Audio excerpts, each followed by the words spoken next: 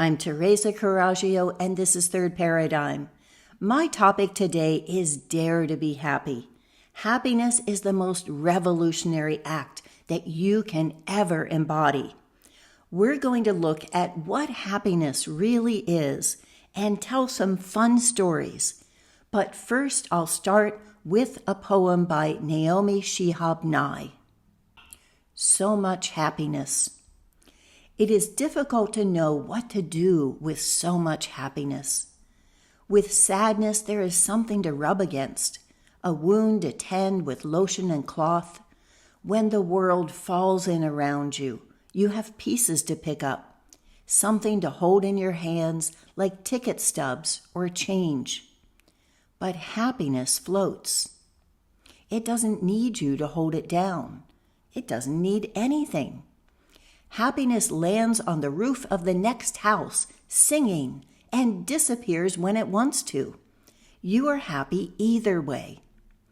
Even the fact that you once lived in a peaceful treehouse and now live over a quarry of noise and dust cannot make you unhappy. It too could wake up filled with possibilities of coffee cake and ripe peaches, and love even the floor, which needs to be swept, the soiled linens and scratched records, since there is no place large enough to contain so much happiness. You shrug, you raise your hands, and it flows out of you into everything you touch. You are not responsible. You take no credit, as the night sky takes no credit for the moon, but continues to hold it and to share it, and in that way be known. Happiness is an act of defiance in the face of the oldest superstition there is, that fear keeps you safe, that making yourself small and miserable and complaining means that you're not responsible. It's to invite envy and the evil eye, because other people are bound to say, "What do you have to be so happy about? Look at your life. I mean, fine for you, but what about me?" This is not a zero-sum game, but there's a sense that it is. People act as if it is. When you're happy, it doesn't take that away from anyone else. It gives that. It continues to extend those arms and say, "Here, have some of mine." There's plenty to go around. Happiness is also a way of pushing back on guilt. My daughter Veronica has a habit of being late for things, mostly because she'll find something else that she wants to clean or organize or prep on her way out the door. And what she realized is that she was always hustling and making sure that when she showed up, that she was conveying to everyone that she was really, really trying, and she was really under a lot of pressure and a lot of stress, and that was why she was late. And what she realized is that by embodying that and conveying it to everyone else, she was also internalizing that stress. She was making herself stressed out, and that other people didn't need that she could come in and other people would be fine with it, and she didn't need to project her stress onto them and also reflect it back on herself. I think that was an amazing revelation. I'm recording this before I go off tomorrow to pregame Veronica's 33rd birthday, because she was feeling a little sorry for herself, and I was realizing that Veronica is the person who taught me how to make myself happy. She is predisposed to happiness and always has been, and sweeps other people along with her. But she doesn't have things always go right. She just knows how to do those little things that make you feel better about it. And so I'm arriving with spa days scheduled with massages and facials, and also a bag full of World Market confections, because World Market is her happy place where she's going to hide during the zombie apocalypse. My daughters have gotten back from their Mamma Mia sister trip to Greece, in which they had a hard time. Now, I tell people that and they say, oh, did they fight? The exact opposite. The logistics were so hard that they were so grateful to be together and kind to each other and nice when someone's suggestion did work out and not blaming when it didn't.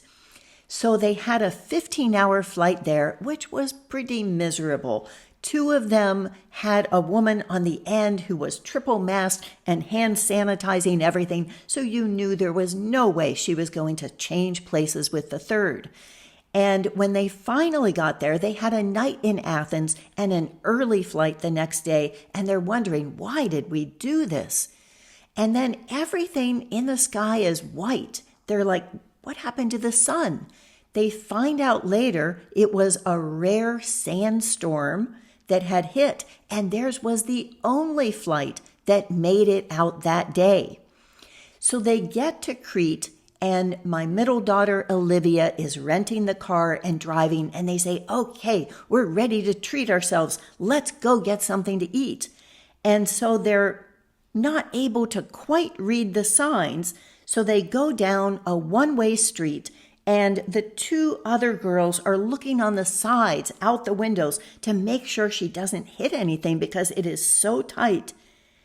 And she gets to the end, and it is a dead end. And there is nowhere to turn around. And they don't know what they're going to do. And there's some guy who offers to help back it up, but they haven't gotten the $400 car insurance, so they don't want to do that. And finally, the other 2 get out and move big, heavy flower pots and make it where she can finally get turned around and inch their way back out. And at that point, they go to the Airbnb and they go up this windy hairpin turns to get to that driveway. And they say, okay, we're here, we're going to stay put. The next day, they had a cooking class, which turned out to be delightful. It was 6 hours of drinking wine and cooking, and the people loved them, and they were celebrated as the sisters tour, and everyone was saying, oh, we hope this is going to be the first of many. They were charmed by them. In the course of that, they mentioned that the next day they were going to go to a beach. And the host said, well, I don't want to tell you what to do, but that particular beach, the road is known for eating cars, and you really shouldn't drive it without a 4-wheel drive or getting there from a boat. So again, going back to the car insurance that had not been bought, they found another beach that he recommended and were thankful that they had gotten saved from that. So this night, about midnight, they decide, oh, we'll get on top of it. We'll back our way up this windy drive so we'll be ready to go to the beach in the morning. And so they're backing up and backing up and backing up and backing up and backing up and backing up. And they get almost to the driveway and smoke starts pouring out of the engine and they are overheated. So they turn it off and they get out and they say, well, at least no one's going to be coming down at this hour of the night. But sure enough, there's this guy and he's like, no, I need to get past. And my daughter, the youngest, is out there with her finger saying, no, you will wait. You will not go anywhere. They called it the librarian finger. No. And so finally they get it started again. They back up. They're able to get into their own driveway. So those were their adventures on Crete, except for almost missing the ferry because they don't tell you that you actually have to be there a half hour early. So they're running with all of their bags and they finally get there. They get to Santorini. They are in another Airbnb And at this time, they start finding a restaurant where they go to every day, because having someone who recognizes them, who's happy to see them, where the food is good and people are always giving them things, they really love the people.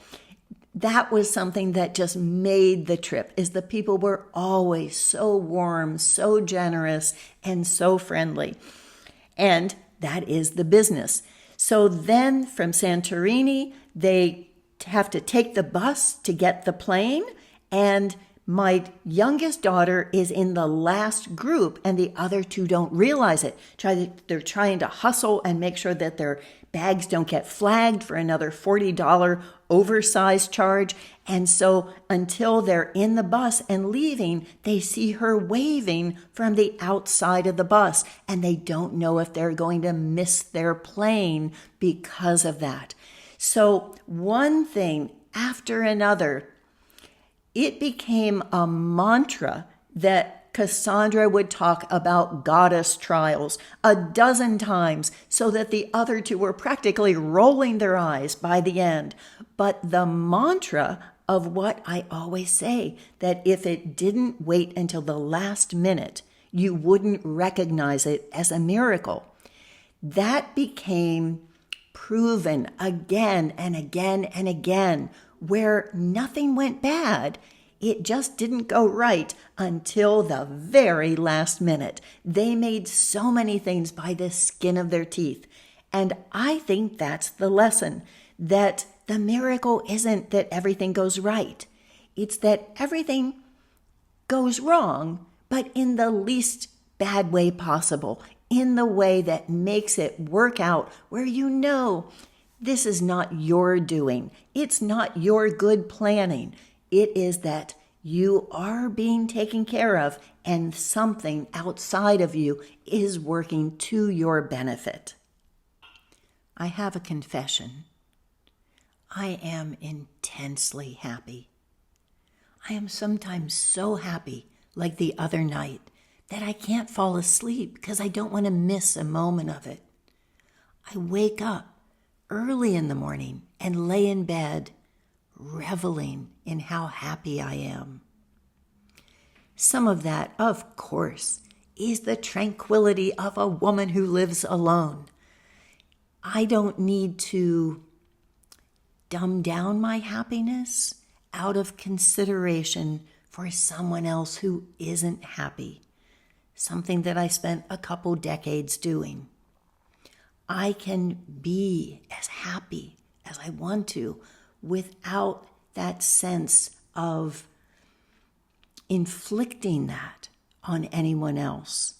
And I think it is, like my daughter was saying, about conveying stress as an apology for being late, that I don't think that we should be doing that. I've decided I'm not going to do that anymore. Of course, there are things that I would be in my right mind to be worried about.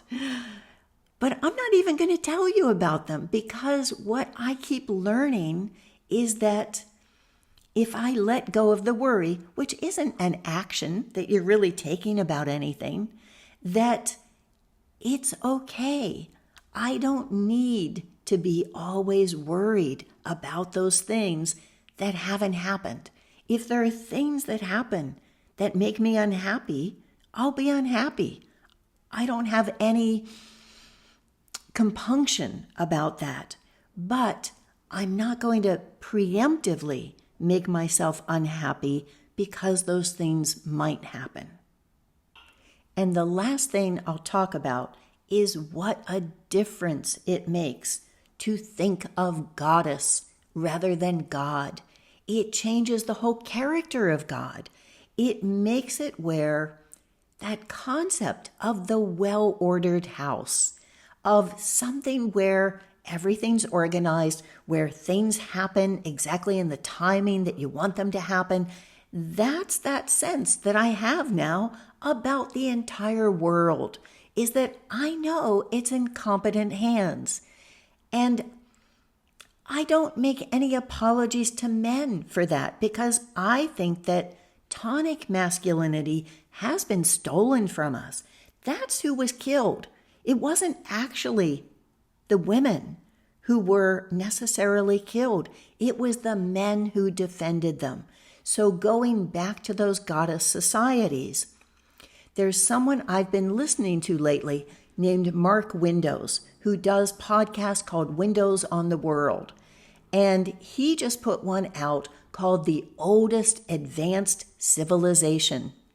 This goes back 8,000 years, and it goes to a script of writing in which the second character is the svastika. It is the hooked cross. So this was a symbol of women because this Vinca culture was all goddess related. That all of the statues that they found are all small. They're just little household ones, but they're always women. The deities were women. It was a widely spread culture. It seemed to have agriculture and writing and trading so that it went throughout vast territories and seemed to be well managed, where there was not warfare, there was not that competition, there was a sense of security. And that has given me so much hope. Looking at the things that happen in my own life, in my daughter's lives, I can't kid myself.